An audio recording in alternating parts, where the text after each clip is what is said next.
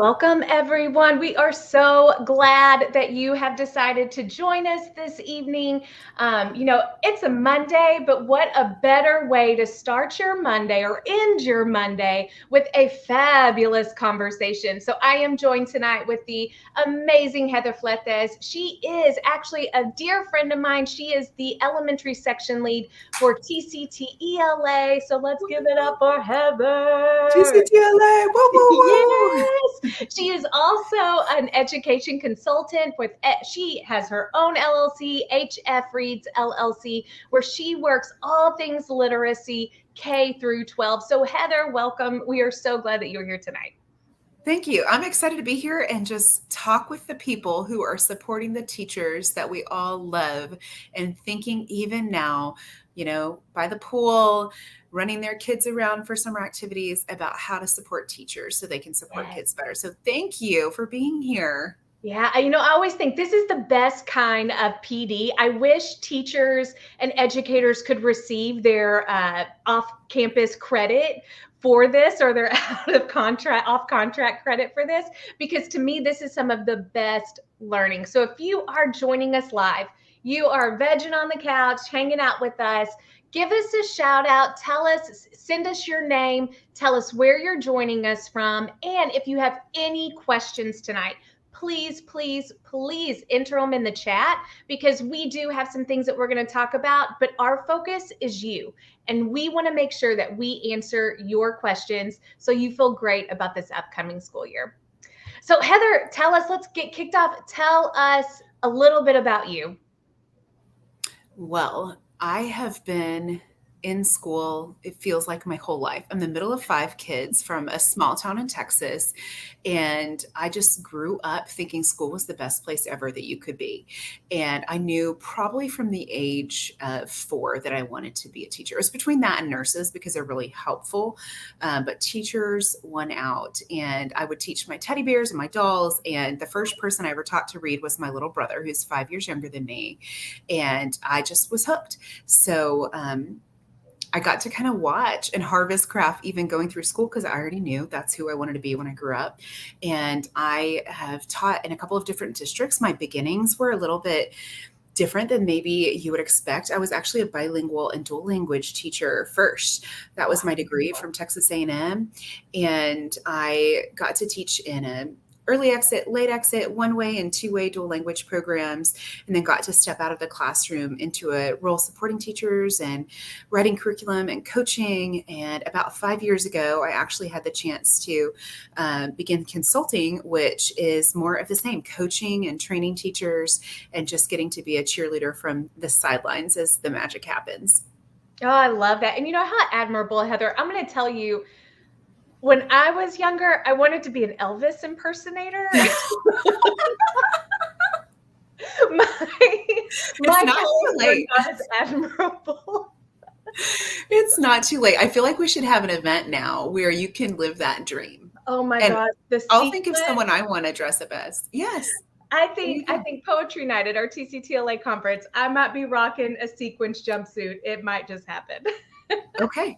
Listen, I'm thinking right now, maybe I'll dress like Lizzo or, someone who writes really great music that I want to emulate as well. So it's a plan. Oh my gosh. Yes.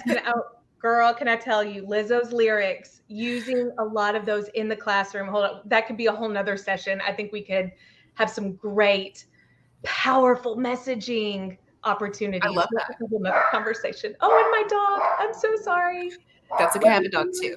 Hopefully she'll behave. Oh, and I didn't tell where I live. I live in McKinney, Texas, and my dog's name is McKinney. Oh, so yay! It's crazy to remember. Well, my dog is Frankie, so you might hear him barking here in a little bit. But Heather, for those that are watching, you had mentioned coaching and consulting, and go ahead and tell us a little bit about what that position, how it can benefit teachers, educators, a campus. What is the power of coaching? I love that. So we talked about when I was a little girl playing school, and I didn't play instructional coaching because I didn't even know that that existed. But one of my professors, actually of early reading development at Texas A&M, told me that I was going to be a teacher leader someday. And I got kind of mad at her because I was like, no, my dream is to be in the classroom with kids. And she said, yes, but when you're in the classroom with kids in elementary school, you're impacting 20, 22, maybe 24 or 25 kids a year. But when you're a teacher leader, you can impact hundreds of kids and their teachers every year. Yes. And that impact over time is exponential. And she kind of told my future. And I'm so thankful and honored to be able to do that work. I do still, and you guys might feel this, that in August, I get really jealous and sad because I don't get my own list of kids. I have this kind of grieving period, but unlike when I was in the classroom and I would wake up in the middle of the night thinking about kids, I wake up thinking about you in the middle of the night and how I can love and serve and inspire you to do the work that matters so much. So yeah, it looks like a lot of learning and a lot of trying to think in my brain how I can articulate what, as a teacher, maybe it felt natural, but teaching other teachers how to do it gets a little more murky. So it's been really challenging. Yeah, I sit and I talk to a lot of administrators and instructional coaches, and oftentimes I will hear them say, I I just want to go back to the classroom. I miss the kids. And you made such a great point, Heather, because you talked about the multiplied impact that it has.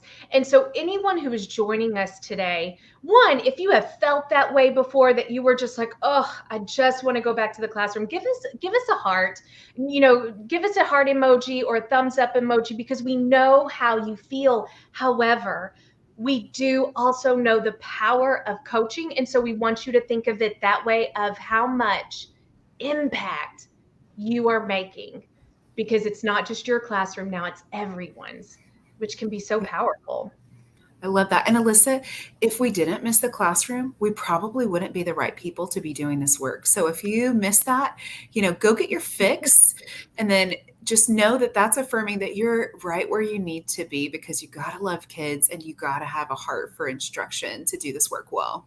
You do. Please do not try to go into coaching or administration because you want to get out of the classroom. That is the wrong reason. You probably won't be super successful. No. So kind of like on the coattail of that, I've experienced some great coaches, some great administrators. I've also experienced some not so great coaches and not so great administrators. So kind of tell us about your past experiences with instructional leaders and how you, whether good or bad, and how have you taken that with you into your own practice? I love this Spill question. the tea. So I never had an instructional coach as a teacher. And some of you in this room, maybe in this virtual room, maybe you are going to be one of the first ones for your school or your school district. So we didn't have official instructional coaches, but let me tell you what we did have.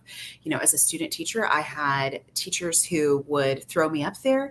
They would let me watch them. We would co-teach. We would plan something together. They'd throw me up there. They'd give me feedback. So that was kind of some of my first instructional coaching. And then as a new teacher, I had the teachers down the hallway who would invite me in, or they would share, how it went with their classroom. And I was like, wait, this bombed. Why did this bomb in my class? What am I doing wrong? Or, hey, your kids are doing so well with that math concept. Can you show me how you explain that? And so it was sort of unofficial. And then she probably this won't get back to her, but there was this reading specialist. So some of you, maybe you've had a reading specialist at your campus, if you're in elementary or junior high. And her name is Lauren Spur, and she is an instructional genius. And she would come to me, and I still felt like a pretty young teacher at the time. And she would say things like, hey, your data is really good in these areas. Can you tell me why that is? And I was like, I don't know. It's the kids probably. And she would come back to me and say, no, I looked, it's not the kids, it's something you're doing. And I'm like, I don't know. I mean, watch, you see. And so she would watch and she would help me name what was going well. So she is the person I think who taught me to be a reflective teacher, because before that, y'all, when no one was looking, I would run from place to place. I felt my pants were on fire constantly. There's always more to do and more to learn and more to teach. And I like teach right up until the end of the day without that like pause to let it sink in. So she really taught me that I have to reflect on how is the learning going and what teaching is leading to great learning, and then what teaching might lead to better learning when it's not going well. So I really thank you, Lauren Spur. If you see this, I love you, and you made a difference in my teaching life. Oh, how wonderful. Lauren Spur, I hope you hear this because, that's something that is so wonderful to know that you've impacted someone's life. And you've kind of mentioned this twice, Heather, that, your professor in college had told you were going to be an instructional leader. And then Lauren Spur telling you, or asking you what you were doing and kind of empowering you to be reflective.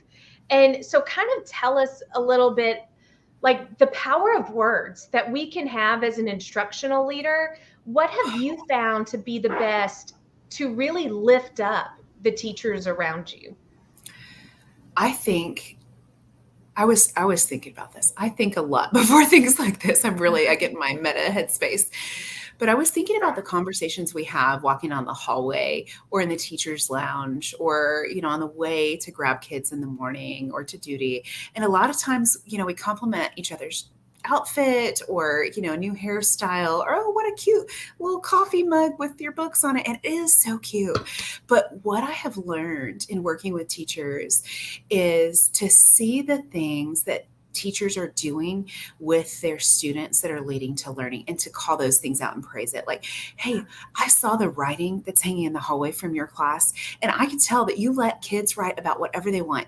Like, that's amazing. I want to be the kind of teacher that honors voice like you do, or be the kind of teacher that tells the new teacher, oh my goodness, I love all the new things you're trying and the way that you use social media to get new ideas. Will you show me how to do that? So I think it's changing the conversation to those compliments and those conversations that really make a difference for kids, but they also keep us invigorated and alive. And it's like the praise for the right thing that leads to the results that we're all looking for. Because yes, your dress is so cute and I love your coffee mug, but I love what you do for kids and the way it's changing the world. So yeah, words are powerful for me and words matter. And I want teachers in their heads are really hard on themselves. I find very often they're even the ones who kind of seem flippant are hard on themselves, and the narrative in their head is not usually very positive. So when you're getting them in that reflective space, and you're helping them name the things they're doing well, they carry it with them. Yeah. And then when the negativity seeps in, they've got like this defense, coming against those words. And it doesn't mean that they're perfect, but it means like they're adding value and they're putting themselves out there in ways that impact kids. And we want them all to stay. So Absolutely. And that is a huge motivating factor for adults. And I think as an instructional leader, sometimes we struggle with how do we motivate the adults in the room. And the power of positive praise goes so far. Specific positive praise, because it perpetuates those behaviors. And just like you said, Heather, it doesn't have to be something gigantic, but just I love how you are using social media to learn and implement new things. Something like that can go a long way. And so we know that we're about to come up on a brand new school year. I see some people that are attending. One of them, Levi Pickett, just received a job as an instructional coach this year, an instructional coach. I'm oh, yay. so excited for him. So for our new coaches in the house, tell us, what are some common challenges that coaches might encounter, especially when it comes to developing those relationships with adult learners? And what can you do to overcome them?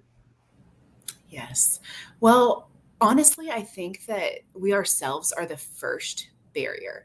And I put Ooh. out strategically some picture books. Okay. So I put this one out. It's like, I am a thief. So like sometimes we have this imposter syndrome going on in our heads, like the reasons that we shouldn't be in the room we're in. We shouldn't be in front of the people we're in. You know, we don't deserve that thing that people have put us in. And you know, the truth is we're standing on the shoulders of all of the teachers and instructional leaders and authors who've influenced us, the conventions and conferences we've been at. We're standing on their shoulders, and we're stealing from them. So really it's not just us in the room, it's all of those mentors that we've harvested from along the way. And so I have to give myself like a little chat. I have to talk with myself and say, hey, you know, it's not that you have to be the perfect one. It's like you have to be there for the teacher who needs the next right move, for the teacher who needs a positive word, for the teacher who just needs that one move that could totally lift things in their classroom to the next level. So kind of starting with yourself as the obstacle. And then another thing that I think that you're going to face probably is ego. So whether it's teachers who see you, you know, in your youth or in your freshness into your role, or from a different campus or a different school district or a different state, whatever it is, they're going to seem a little resistant to you. Mhm. And it's really funny now, but those, you know, those kids who always got moved to your room because they were like tricky or difficult, and they get tattooed on your heart and you'll Mhm. never forget their names. Those are the teachers that get tattooed on my heart these days. And I think that the biggest thing that helped with those students was forming relationships with them, getting to know Yeah. like, what are they about? What's their background? What motivates them? And if they love kids, then I can find a way to make it work. Um, Mhm. and sometimes they are resistant or they have an ego because they have initiative fatigue. They have seen the pendulum swing and they have seen a new Yes. acronym roll out every month for 20 years and they are tired, like teacher tired. So I think just understanding that and kind of not getting offended by their ego is really helpful. And when you inevitably face an attitude or an ego from a teacher or a leader, don't take it personally. Just take it as kind of a challenge to see how you can find a way under, over, around it. And try not to like go and fuss about it to anyone Yes. else, because as an instructional leader, it's really important that you maintain that professionalism and that integrity, because you're going to be working with that person for a while, hopefully. And even if they're a little fussy, they're better than no teacher, or they're better than this substitute, you know, Yeah. that we could plug in there. So, yeah, this is great. So, and the way to earn credibility with them is to do your job well. And I learned this the hard way. Sometimes I thought over the summer I had worked crafting beautiful curriculum documents with hyperlinks and color coding and state standards right on them, and they were just magical. And it didn't seem to move some of those crusty, resistant teachers. But what did Mhm. it? I would say, ooh, I've been working on a thing that I want to try. Could I try it with your class? Like what day would work? Or, Yeah. hey, I have been hearing amazing things about your math block and the way that you're, you know, differentiating for language learners. Can I just come and watch you and take notes? Because I think I could learn a lot. So being about instruction and wanting to both deliver instruction and watch instruction really increases your credibility.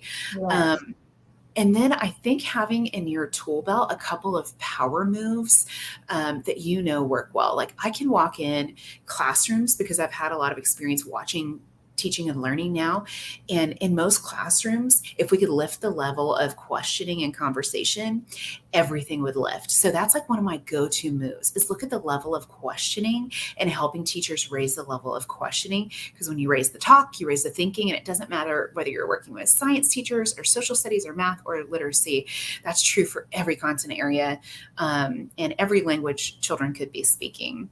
So I think that that's like a big move. So have some go-to moves that are really helpful, Yeah. or you know, working with like think, pair, share partners. So we called them bilingual partners back in the day, Mhm. but just having students turn and talk with partners. Engagement is something that's really coming up in Texas.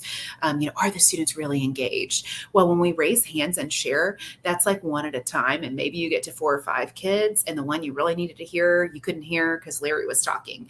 So have them turn and talk, and then you be up moving around and eavesdropping on kids. So then 100% engagement is happening, and you're freed up to kind of take notes. So I think, having some good tools in your tool belt, being willing to get into instruction, to watch and learn, and to point out some awesome things like, oh, yes, Miss Crusty Teacher, I learned so much from watching you differentiate from your ELLs. And here are 3 things I'm going to share with everyone next week because Yeah. of what I saw you do. And that will very quickly break down barriers. I also did like sneak notes. So sometimes we instructional type folks and administrators can walk in with a laptop open or the iPad open.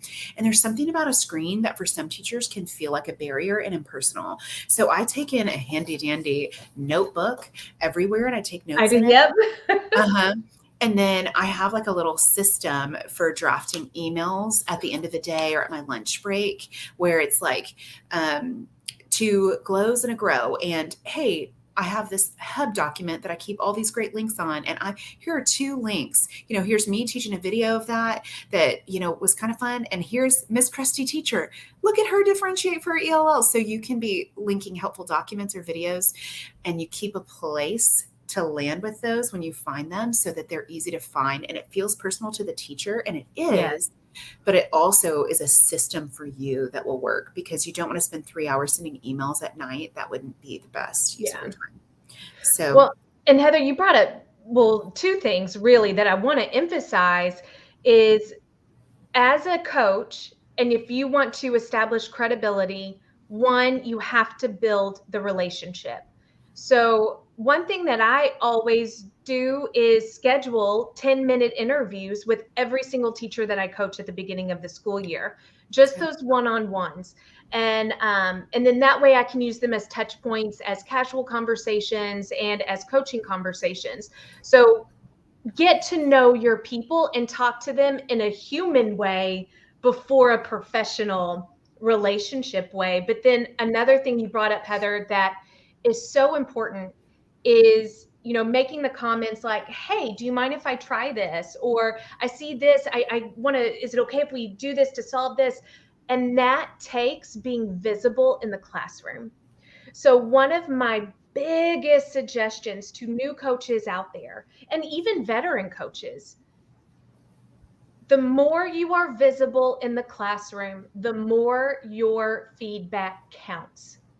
Mhm. So, and think about this, when you receive your end of school year evaluation, do you take it seriously if the principal's only been in your room once?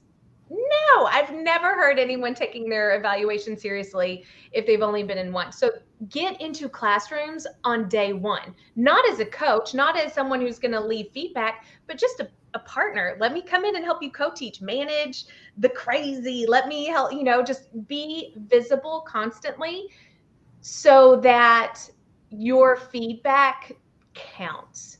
And Mhm. that's when you can step in and do exactly what Heather said. Hey man, are you okay if I try something with your students real quick? Let's see if it works.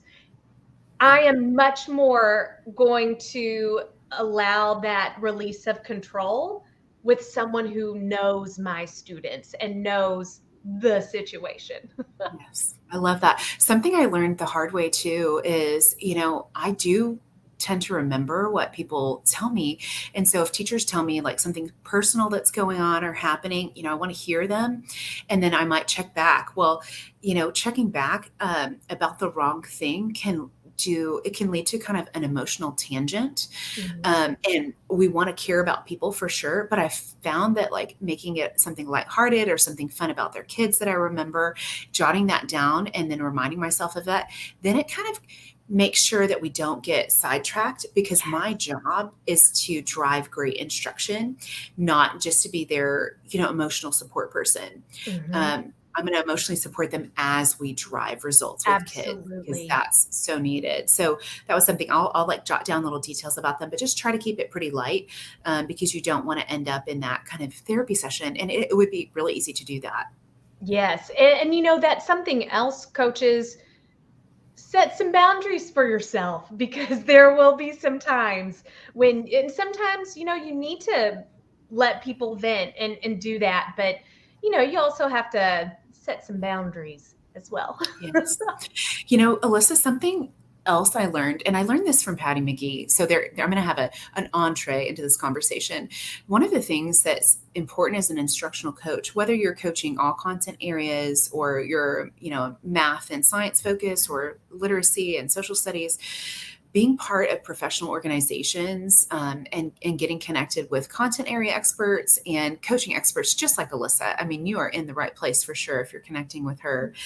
But at one of those great conferences, I got to sit at a round table with Patty McGee. And the funny thing is, I say we sat at a round table, but the truth is we sat in a circle on the floor. And Patty McGee was someone that had done work that I had read, but she wasn't necessarily always the headliner in it. And then these amazing education influencers they don't like wear a tag broadcasting that at conferences. They look just like your new conference friend. Hmm. And she sat with us on the floor, and I was new to this work, and I even had like the journal it's written in. And I was like, "What? But Patty, I can do this with kids, but when I'm working with adults, how do I get them to move the way that kids used to for me?" And she said, think about the conversations you have when you're kind of conferring with kids about their work. And a lot of the times we'll ask, a writer or a reader, hey, how's it going with your writing? How's it going with your teaching? With your reading or writing. And so I Hmm. say that with teachers, how's it going with your teaching? What's going well? And what do you think your next move is that you want to work on? And then that next move, that's kind of like you researching, hey, I care about you, Alyssa, as a teacher, or Miss Crusty teacher. Hey, how's it going with your teaching? And they're going to tell you all the awesome things. Ooh, what do you want to work on next? Oh, that's so cool. I love that you want to work on promoting student talk. Can I share some tools with you? And in fact, like, ooh, how's your next Thursday look? Could we like co-teach together using some of these strategies? So then it's like you do some research so they feel like their voice matters, and it does, because that helps you. You want to help them at the point that they want to be helped because they have buy-in. And then you can provide a couple of resources, and then you can go do the work and come back and say, okay, so how do you feel like that went with students? What did the student work look like afterwards? So what moves do you think were most powerful there? Because what you want them to Absolutely. do is not just do the teaching with you, but reflect, because when they have their reflective moment, if they kind of praise themselves for it, like, oh yeah, I did that thing and it made kids learn well, they will do it again and again and again. And you won't need to remind them. You won't. And, Jim Knight talks about one of the principles of being an instructional coach is praxis. And you position the teacher as the expert. You're not the one to come in and just be like, you need to do this, you need to do this. No, asking those reflective questions. What's your biggest pain point? What do you want to solve? Would your life be so much better if this were solved? Are you okay? Can I show you a few things? You position them as the decision maker in the journey. And one of the social media influencers that I follow is Donald Miller. He is all about business. So like in learning about my own business, he always talks about how you are the guide, not the hero. And I think that's the same thing with instructional leaders. We're the Yoda to their, I don't even know Star Wars. Oh my Jedi gosh, Knight. forgive No, me. you were so close. The Yoda to the Jedi Knight. Yeah. Yes, we are the Yoda to the Jedi Knight because we're the guide. And we should not be the hero of their story. They're the hero of their story. And so it makes me think when you talk about that, I was like, oh my gosh, yes. And instructional leaders, position your teachers as the hero in their own journey. They're the decision maker. Yes. Yeah. So sometimes, even when you have those conversations, sometimes you'll have a Mr. Crustier teacher that it doesn't work for. Yeah. And one of the things that we can do is we can kind of spin our wheels and not have a ton to show for it. So sometimes what I'll do is like that next level of work is I'll send a follow-up. Mr. Krusty, your teacher, we discussed, raising the level of student talk in your classroom, and I shared these strategies with you. I'd love to follow up next week and hear how it's going. And Mhm. honestly, y'all, I learned that the hard way, like to have some sort of trail for those conversations, because you are accountable for the work. And if the administrator comes to you and says, "Hey, how come Mr. Crustier is still not doing the thing that we wanted him to do?" You say, here's what I tried first, and here's what I tried with the whole team, and here's what I tried again, special, and here's when I'm going to follow up next. So you're not saying Mr. Crustier still isn't doing it, but you're saying, here's the plan that I'm, keeping working. Or you might even say, "Hey, you've known Mr. Crustier teacher for 7 years now. Do you have any tips for, what really helps him get buy-in?" So kind of partnering with the administrators and not whining, but just kind of being strategic. I've learned the hard way sometimes to make sure that you have, you just keep some track of those things. So let's kind of talk about that for a second in partnering with administration. If the administrator does not approach the coach to establish a weekly meeting or something along those lines, what suggestions would you give to the coach to initiate that relationship? Oh, that's such a good question. And the timing is impeccable, because what I would be doing right now is as soon as you're back on contract, whether you serve a school with 2 administrators or you're serving 8 schools with 2 administrators each, I would plan time in your schedule and I would ask them, quickly, "Hey, when's a great time before teachers come back that I could touch base with you about your goals and expectations for this year? Because I want to make sure that my work supports the work that you're already planning for your campus." So I Mhm. would really establish that initial connection and then put it as a calendar invite and send it to them, because they're busy this time of year. And that way you've already kind of saved that time. You make sure you're on time to it. And they're like, "Oh, this is a person who's going to take initiative and make things easier for me." But if you wait until school has already started, they have 73,000 things on their Yeah. mind, and you might not be the top of that list. So I would do it before school even starts. Yeah. Absolutely. And something I do is I just tell them in that initial meeting that to help strengthen communication, our meetings need to be frequent.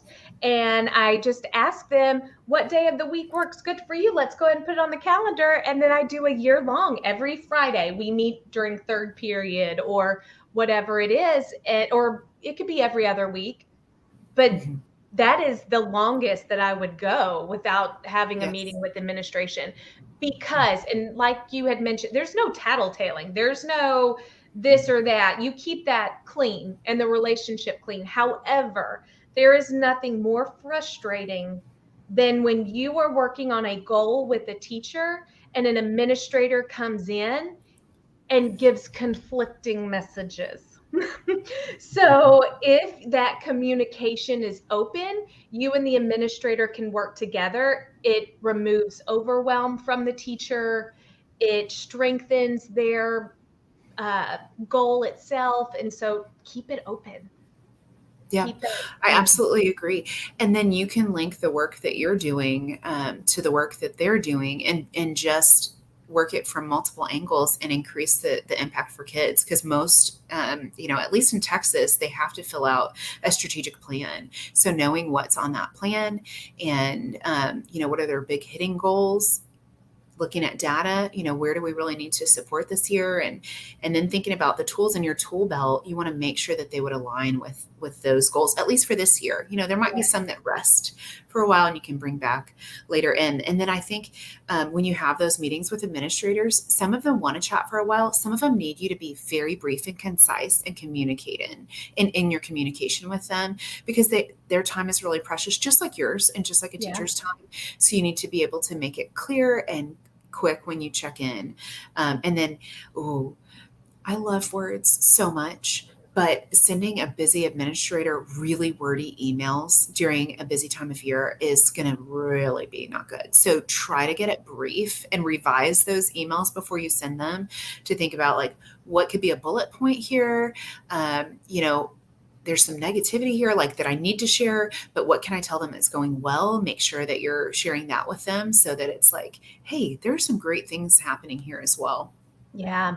I tried to always keep the rule, if it cannot be in a bullet point list for my administrator, I need to meet with them face to face, Mm-hmm. because it really, things get lost in the weeds, and they really do receive 20 million emails a day. Mm-hmm. So it's like, keep it concise. I love that, Heather. Um, Yes. so a lot of instructional coaches are also in charge of facilitating PLCs and their team meetings. Some are not, but some are. What are some ways, and even if you're not an instructional coach, how do you suggest strengthening and fostering a culture of collaboration among teams? So, some of you will have a lot of say in how those meetings go, and some of you will be required to implement district level initiatives Mhm. in a very specific way, just depending on where your district is at with a journey in PLCs. For some teachers, right now, it feels like a curse word. And the truth is that it's not really, a true professional learning community is like that. When I was a new teacher, that teacher down the hallway saying, Yes. hey, how'd it go with that lesson today? Here's how it went for me. What'd you do differently? And then I learned from that, and it benefits kids. Or like the reading support teacher saying, hey, your dad is really good. What'd you do differently? And I'm like, I don't know. You can come watch. And so I think that reframing those conversations around PLC. And when an administrator talks about PLC, I very respectfully sometimes will gently redirect them like, oh, yeah, sometimes in PLC, we could just have teachers pop up and show one of those high leverage standards and how they would explain it or teach it, because that instruction part is really important. We don't always have to look at data every single time. Yeah. Or if your district is working on systems or campus that you're going to be working with, try to keep the burden of paperwork light, because if there's a ton of paperwork attached to PLCs, then that becomes the focus. And we feel like we're at the Department of Motor Vehicles rather than at a place where teachers learn and grow. And instead, what they do is they dot their I's and cross their T's in that meeting to make you happy. And then they walk outside and they collaborate in the hallway, or they don't because they're so burned out. Yeah. So I think that it's really important that you can control the tone and the lens. And even if you have some of those required forms and things that you can help teachers, you can model that process. Oh, here's how I'd fill that in as we're planning through that thing. The person who really could be doing 10 things at once can listen and fill it in, and we make sure it looks how we want it to look. Yeah. So you can kind of model that and then hand over that process to them. You don't want to get stuck being the master of PLCs. And as an instructional coach, you don't want to get stuck running all of those, because you won't be in instruction. And if you're not in instruction, they will not feel your impact like they will if you could get in with kids and in classes. Absolutely. And, you brought up tone, and we have some comments about tone. And I just think it's important as a coach, you're not positioning yourself as the boss. And sometimes they don't mean to, but I have seen it where that does happen. And so the collaboration, people are just waiting for them to tell them what to do, and then it doesn't become collaborative. So instructional leaders, as a member of a PLC, during any collaborative team meeting, my rule of thumb is just try not to be the one who talks the most, and really ensure that everyone's voice is heard and yours is taking a back seat. And you will know when to speak up, but you don't always have to be the loudest voice in the room. That makes me think of a quote from Jan Birkins and Kim Yaris, who wrote the book Who's Doing the Work. And it's talking about with kids, like when you walk into a classroom, if the teacher's the one doing all the talking, she's doing the thinking and the learning. You want kids doing the talking, the thinking, the learning. And the same is true with teachers. So questions you could ask them, hey, what do you think? What could we try? What might work? So those kind of prompts, I agree with you, Alyssa. That's And you are an expert in instruction, and that's why you're in this role. But your goal isn't to have them be dependent on you, but to show them their power to Yeah, affect change in learning. absolutely. Oh, I love that. Okay, so I have two more questions here.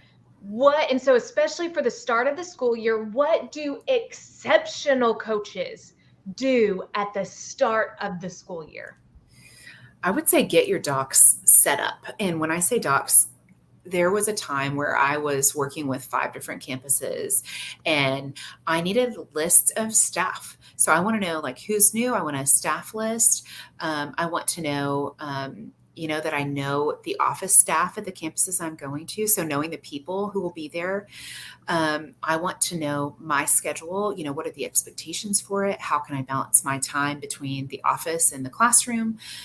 Always more heavily in the classroom. If not, you will learn it the hard way.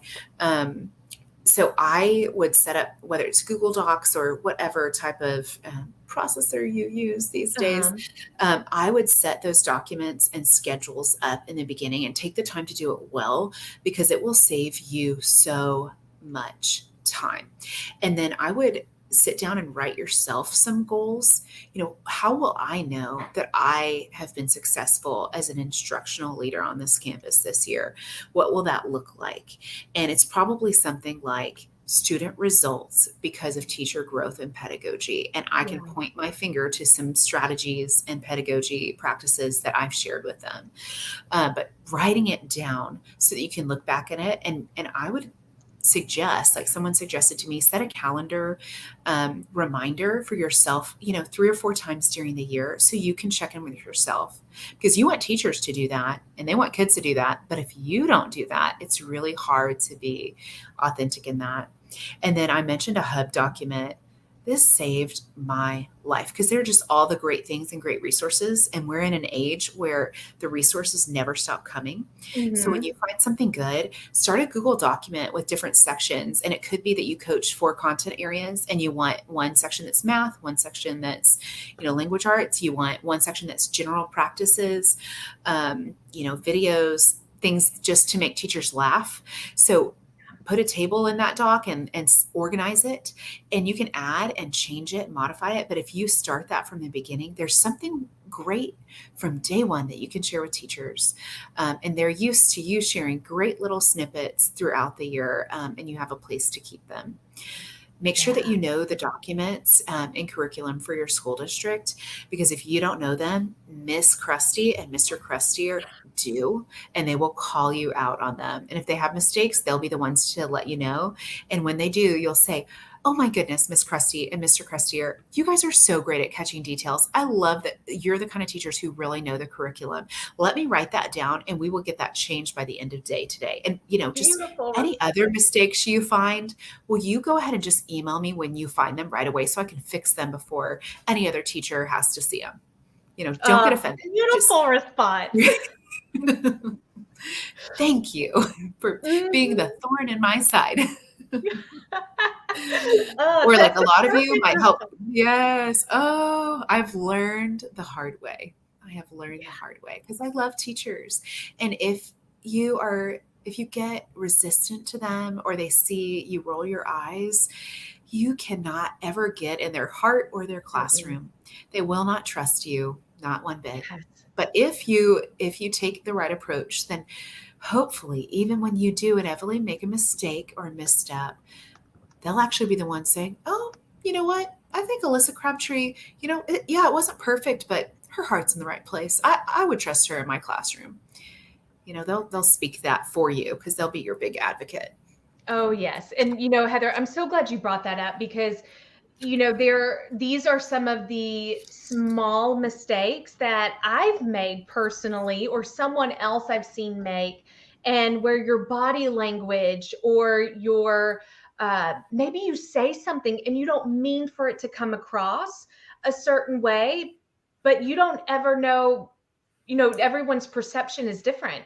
And so they might internalize it. And what is horrifying is just one wrong move can sever a relationship. And it will take so much time and effort to rebuild. So before you react to anything, think and pause. Pause and breathe and don't take anything personally, because your reaction could be detrimental. Yes. That goes with an administrator too. I think that Mhm. that pause and you kind of look off in the distance, it makes you look like a genius. Like you're just in your Yes. meta world and you're really just trying to calm down and not roll your eyes, but you look like a Exactly. genius. Okay, so last question I have for you tonight. What are 3 resources you recommend for instructional coaches? And it could be a podcast, a book, someone on social. What do you recommend? Okay, so I think I'm going to try to do one of each. Someone on social who also is an author, Adam Welcome. Is that no? Todd, yes, Todd Neslony and Adam Welcome wrote "Kids Deserve It," and y'all, I use this is not a new book, and they have a leadership book out now that I am going to read but haven't yet. Um, they talk about those drops in the bucket to build positive rapport with your teachers and teams. And I've tried some of these moves and they really work. And the teachers that I worked with still remind me of them, I love it. contacting a meaningful person in their life, just whatever it is that lets them know. So maybe you do a survey at the beginning of the year, like, hey, what would make you feel cared for this year? Or who do you want me to brag on you about, when I want to brag about you, who can I let know? So that would be one. This is another kind of oldie, but a goodie. Man, she already mentioned gym night, so that saves me one. Ah, But this book, Quality Questioning, I actually have yeah. 2 copies because I know I'm going to give the next one away. So I just have to have one because when you raise the level of questions, you raise the conversation and it drives student results every time. And they'll acquire better language as they go, which was important for me working with language learners. So that's a huge one. And then the books and works of Elena Aguilar are fantastic. So the Art of Coaching Teams is one of hers. She has other work as well. Man, I'm going to do a fourth. I'm breaking the rules. Listen, Do teachers it. do it. We do it. Yes. If you're not following Cornelius Minor and reading his book and waiting for his next book to come out, then you should. And his wife, Cass, is also an educator, and they spoke at TCTLA. So you'll probably want to follow TCTLA as well on social media. But he talks about so many beautiful things. And we actually have, I think, an interview with him about rest and restorative rest for teachers that made us weep because it spoke to the heart of what teachers are really feeling right now. So Mhm. Cornelius Minor, current classroom teacher, world changer, please follow him because he speaks the Yes. gospel truth. One So, of my absolute favorites. Oh, he has my heart always. And so does Cass. And her book, I think, was just released. So I don't have my hands on it yet. oh, yay. And Gravity Goldberg just came out with a new one too. I need to buy I it. I love think it's on for her. pre-order. Oh, Yeah. I love So her. yes. um, okay, so Heather, where can our viewers follow you? Where can they get more information? Where can they work with you? Oh, so my Twitter handle is HF Reads, like reads a book, LLC. And on Facebook, I have a business page that is HF Reads LLC as well. So you can find me there. I'm on LinkedIn as Heather, and then my last name, Fletes, which is spelled like Fleets, Fletes. And then I'm on Instagram, but I'm not super active on Instagram. And I'm not on the TikTok and the Snap, but I'm being convinced that I need to get on. So I'll let you know, but I'll just call it the same thing. So HF Reads. And then I work with teachers doing professional development days in the summer during the school year. I model and coach for teachers and provide feedback.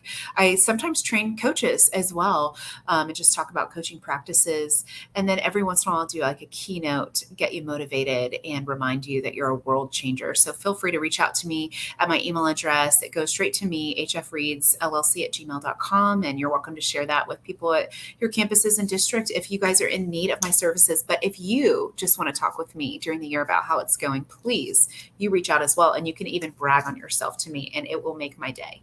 Yes. So I do have, and so thank you, Heather, so much. I have one more like little surprise for anyone who is here tonight. There were some colleagues of mine and I came up with a bundle for any kind of instructional leader, and there's 14 free resources on this bundle, and it's Wow. anything from leading PLCs to teacher wellness. There's even a library, classroom library audit checklist in there. So I'm going to drop the link also in the comments. If you are here live, you can snag that. But like I said, 14 free resources from some really cool leaders in education. And Heather, oh my gosh, I cannot tell you how excited you have brought so much to the table, so much for me to think about and take back. And so thank you, thank you, thank you for being here tonight. Well, thanks for having me. I can't wait to come back again. Yeah, girl, we gonna schedule it. It's gonna be good. And I want to put up your email one more time, just so reach out to Heather Fletes. She is genius. Genius. Thanks, Alyssa. Well, So I thank can't you. wait to see you soon. Yes, can't wait to see you. And everyone, enjoy your evening. Yes, we love you, instructional coaches and teachers.